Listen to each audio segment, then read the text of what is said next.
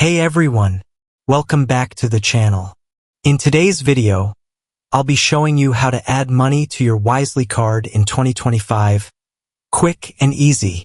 Whether you're loading cash, setting up direct deposit, or using other options, I'll guide you step by step so you can start using your card right away. Let's dive in. There is 2 ways to add money to your Wisely card.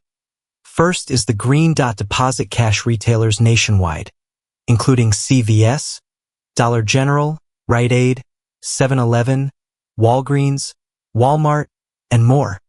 Just hand your cash to the cashier. They will swipe your card and the money will automatically load onto your card and be available within minutes. And the second one is the Western Union. Visit any Western Union location and ask their staff for help.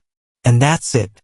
That's how you can add money to your Wisely card in 2025 with a quick and easy process. If this video helped you out, don't forget to like, subscribe, and hit that notification bell so you never miss our latest updates. Thanks for watching, and I'll see you in the next one.